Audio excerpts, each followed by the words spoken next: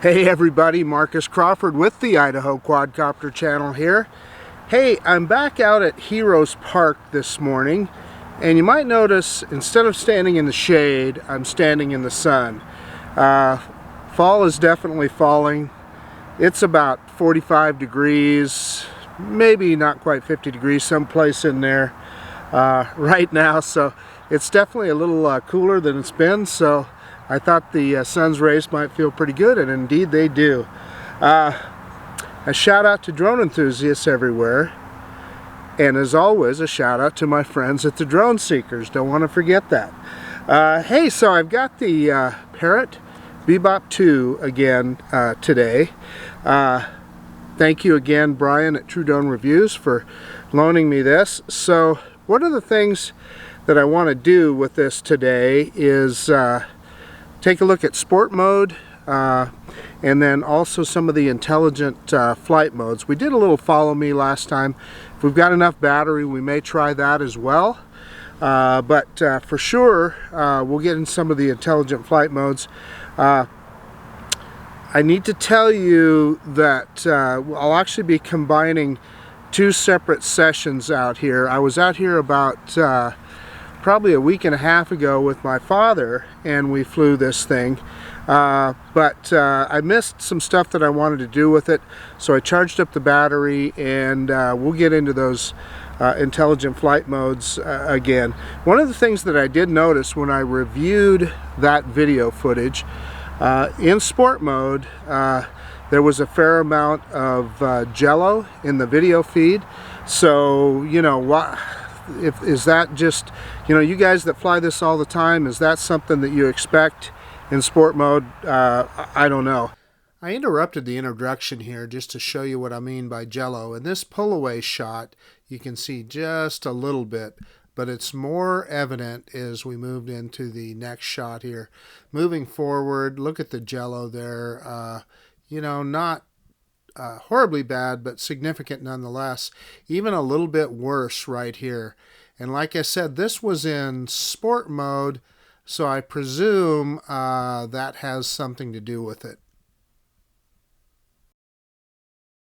But anyway, we'll get this thing in the air, and we'll just try some stuff out and see how she flies. It's a fun little drone. Okay, so we've got the drone fired up, the controller fired up, and the Free Flight Pro app going. I'm using my iPhone 11 Pro Max. It's only the second time I've used this to fly a drone, so kind of anxious to see how that'll do. So I'm just going to, well, you know what, I'm going to look at the, while we're at it, yeah, I clicked on the media to see if that needed to be formatted. I didn't see anything there, so I'm just going to leave that alone. We're going to go directly into fly and film, and let's see, it is currently in video mode, so that's what we want. So hitting the takeoff button on the controller now. So there you go. Boy, this is a smooth little drone. You know, as you guys can see here, let me spin it around. And in film mode, it's, or video mode, I guess they call it, I don't know, it's, you know, fairly slow to respond, and I know that that's adjustable, but no, I'm not going to go in and adjust anything here. So let's bring it in here just a little bit so you guys can see it. It's kind of, you know, it kind of fell just a little bit there. So let's bring it in close to the camera. I always like to get a good look with the camera here. So let's do a yaw. Yeah, and so it's dropping a little bit on the yaw there and drifting just a tad, but not bad. Bring it back over here and up. So, first things first, and I assume video has started here. It's showing it's showing the X. It kind of drifted in there a little bit, so I backed it up just a tad. But it is showing the little square in front of the video. I'm going to hit that again just to make sure. Yeah, that stopped it. So we'll start video again.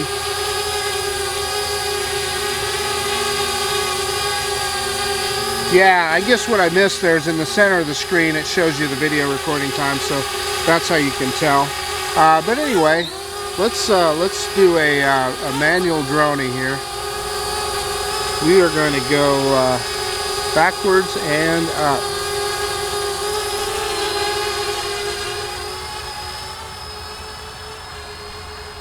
There again, this drone has, I've talked about it before, it's kind of got some detents on the bottom of the controller that helps a guy like me kind of keep it straight, so kind of handy. Okay, let's stop in a hover right there. So, without further ado, let's, I want to confirm what I thought I saw the other day. And I'm going to go into sport mode here. So we are in S for sport mode. Let me pick the camera up here. The thumb wheel for the camera is the reverse of what I'm used to with other drones, so that kind of catches me off guard a little bit. But we're going to go full stick forward here in sport mode towards the other corner of the park.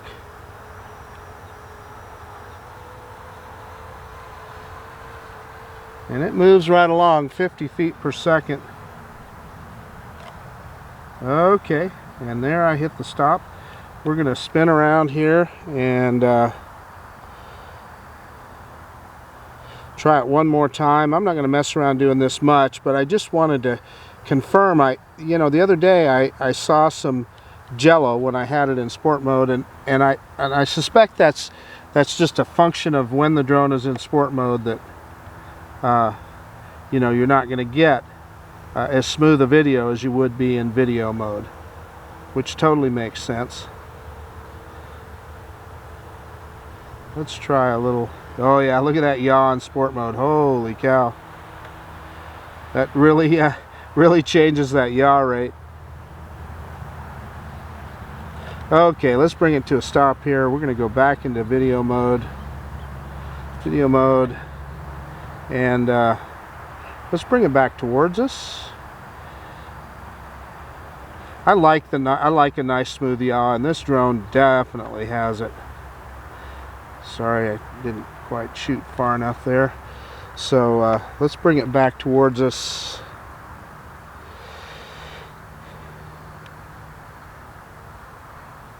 About 12, 13 feet per second in just regular, in video mode. And I don't know, I was pointed right at the drone, and you saw there I lost contact for just a second. So right here I lost audio with the Canon M50. In fact, it quit because the video card was full, so I had to go back and delete some older files out of there. And the way the iPhone fits into the controller for the Bebop 2, it covers the mic, so I even lost the audio that I would normally get while doing a screen recording with my iPhone.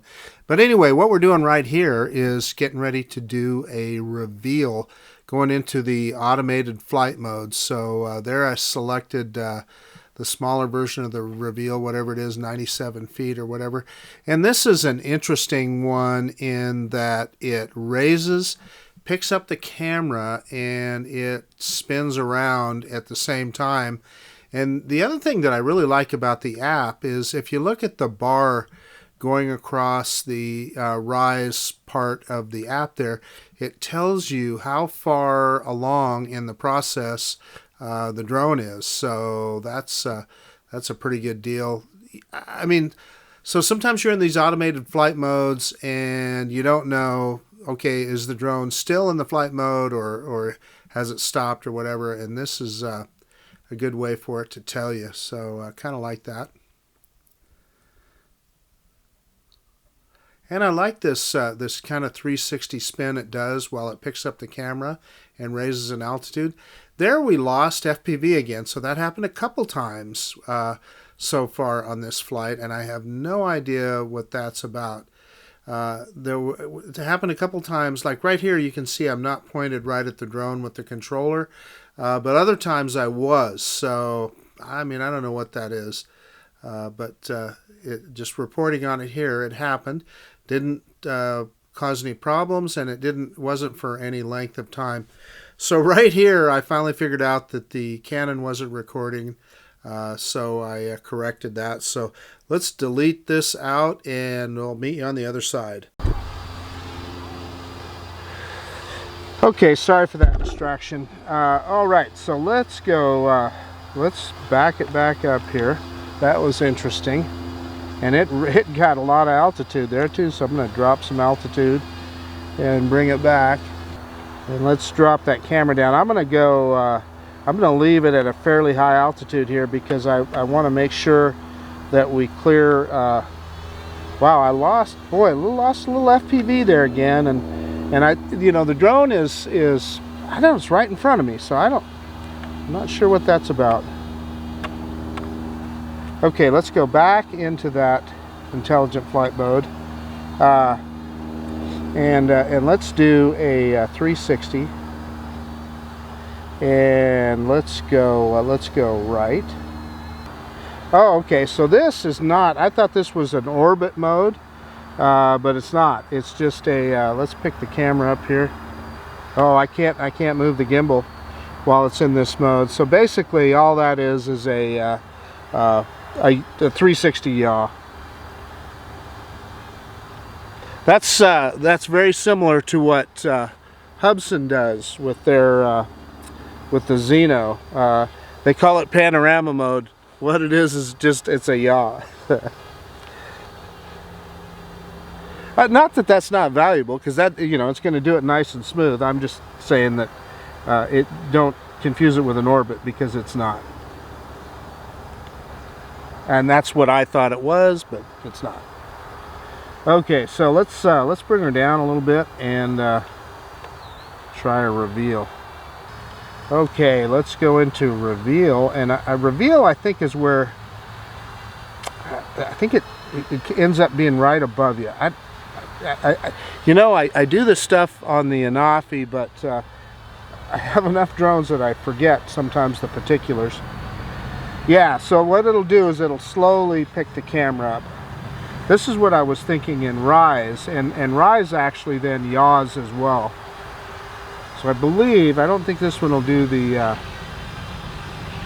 this one will not do the yaw. Yeah, this is pretty cool. So as the drone comes towards you and then lifts up the camera, that's really cool. So that, I think I can see where that would be pretty handy if you're it's an automated way to do a reveal if you were out someplace, and for instance if you wanted to get in the picture. So that's pretty cool. So it's right above us, so it's kind of difficult to get that camera straight on. So let's back it up, drop the camera back down. Boy, I told you I keep hitting that the gimbal adjustment, and I'm struggling to get it smooth there, guys. I know that. It's the opposite of what I'm used to on most drones. So anyway, let's go. Let's just try the Epic here, and let's do the 197 footer. Let's do the big dog. And I believe this is a droney. Yeah, that's exactly what it is a droney.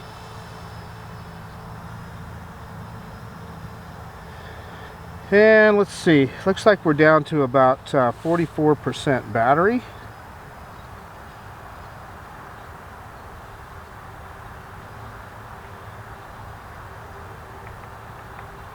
Yeah, so it completed that, and I wondered if it would return to its starting spot, but evidently it doesn't. Okay. Ooh, and I lost FPV there. Guys, I don't know what that is. I just keep dropping out. you know, pointed right at the drone, so I don't know what that is. Let's so it's, you know, it's showing red on the screen, or was, and I'm pointed right at the drone, so we'll try some of the follow me functions here. And by the way, I'm in the bright sun, and the iPhone with 800 nits brightness is working really good. I can see the screen perfectly, so I'm gratified about that. So we're bringing it down. We've got it down much closer to us now.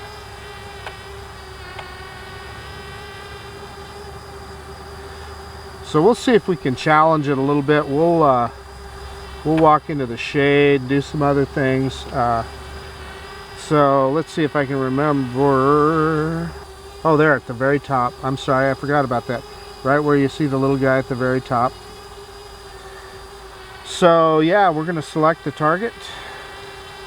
And I'm kind of, you know, in the shade too, so this will be a good little,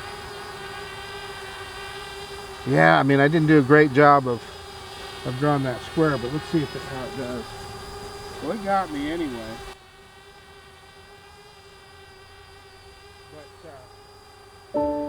So again, the trials and tribulations of being a YouTuber and trying to capture some good audio. So what happened here was, of course, I walked away from the camera, so didn't have the audio from the Canon M50. And what I'd forgotten about was that the way the Bebop controller grips the iPhone, it covers the mic, so I didn't get audio from the iPhone either. But in the follow me function, what I was trying to do was walk through the shade, etc., and see what it would do and how it would affect the, or if it would lose me or not. And as you can see here, it did really darn good. I did drew a really lousy box around myself there. So I think I shut it down there and tried it again. And what's coming up here is, I thought was quite remarkable. I thought for sure as I walked under the drone that it would lose me, but it didn't. It stayed on me the whole time. And the other thing that I noticed here is that basically it's just a cameraman. The drone doesn't exactly follow you around, but it does keep you in the middle of the frame, which is a handy feature in and of itself.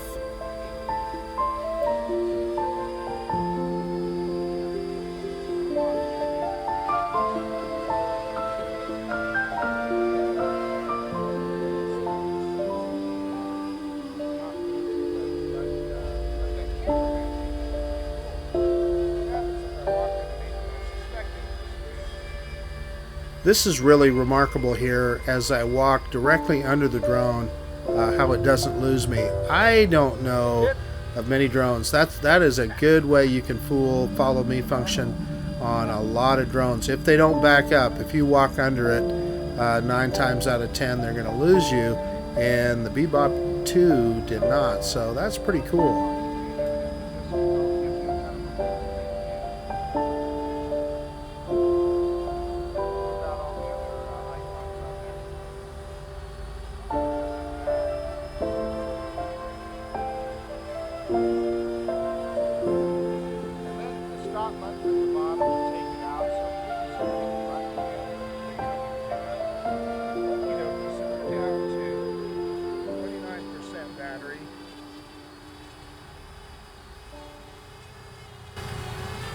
So let's stop that follow mode, and we'll just take it out for a quick flight here. So I'm going to turn it around. Let's put it in sport mode again. Okay, now we got the S for sport mode. So, oh boy, look what that does to the yaw. And there again, I hit that just backwards. It does have a really nice stable, the drone has a very nice stable horizon. Full stick forward and up.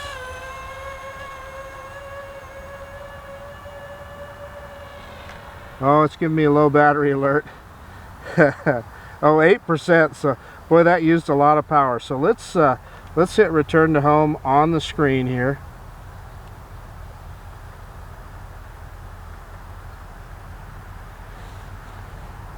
So so the drone is doing a return to home. So let's see.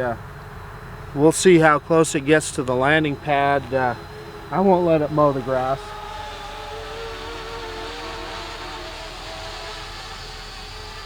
Let's see if it'll let me lower the gimbal. Yeah, it will. One thing about this drone is you don't have to worry about that gimbal hitting anything because there is no gimbal.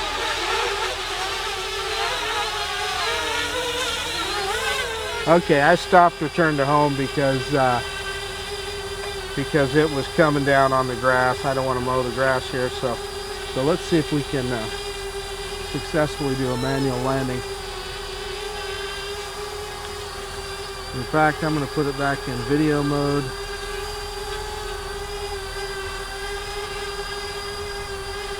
Which is, yeah, there we go.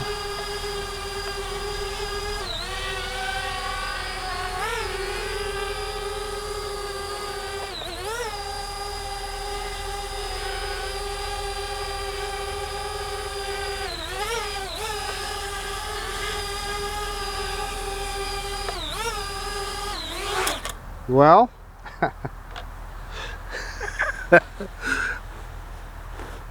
I only thought I was over the landing pad. One cool thing about this drone is you don't have to worry about the gimbal, and I noticed it shut off the motors immediately, which is good. So yeah, I didn't quite hit the pad there. That is pure operator error. Okay, let me shut everything down and we'll do a quick conclusion. All right, gang. So we took the Parrot Bebop 2 up in the air and tried out a few of the intelligent flight modes. You got to watch me stumble through those. As well as I put it back in sport mode because, like I said, I had it out about a little over a week ago and I saw some jello in sport mode, so I just want to make sure that that's not a one-off. And let me add that a drone like this, it's perfectly understandable if it's in sport mode that the electronic gimbal that's inside is just not, it's going to struggle to work as good. So I completely understand it. That's the reason they have video mode, is to get that smooth video. But I'm just testing it out just to see the functions of it and see what it does. Yeah, so we tried that out, and the follow me mode, it looks to me like it's just a cameraman type situation where it stays on you, which is good in and of itself. I mean, that's kind of a cool thing to have. If there's other functions with that follow me, I didn't see them. So you know, they may very well be there. But again, wow, really fun little drone. And you know, if you can find one of these now new, I saw some at one of our local stores. It's called Fred Meyer, which is a Kroger store for, you know, people across the country. Everybody's familiar with Kroger. And they had this whole kit with the FPV goggles and the controller and all that for like 350 bucks, which is a pretty good buy for what you get with this particular product. So if you're looking for one, you better get after it, because I'm sure they won't be there long. And you can't buy it new from Parrot anymore. I've seen a few refurbs, but I haven't seen a refurb of the whole kit with the controller and the goggles. So I mean, you know, I know you can buy them used on eBay, etc. But if it's something that you're after, I wouldn't mess around too much, because you're liable. At some point they'll only be available on the used market, just like the DJI Spark now is kind of in that same boat, and some of the other drones that we all you know and enjoy. So in any case, man, thank you again, Brian, for loaning me this thing. I appreciate the experience to get to know the drone, and I'll box it up and send it back to you now. But man, just a lot of fun. So hey, I don't know, I guess that's about it. This is Marcus Crawford with the Idaho Quadcopter channel, out. And if you like this kind of content, hey, I'd appreciate it if you'd subscribe to my channel. yeah, most of all, I do appreciate you taking the time out of your day to watch my video. And hey, we will see you on the next one. Parrot Bebop 2. It's a good one. Thank you.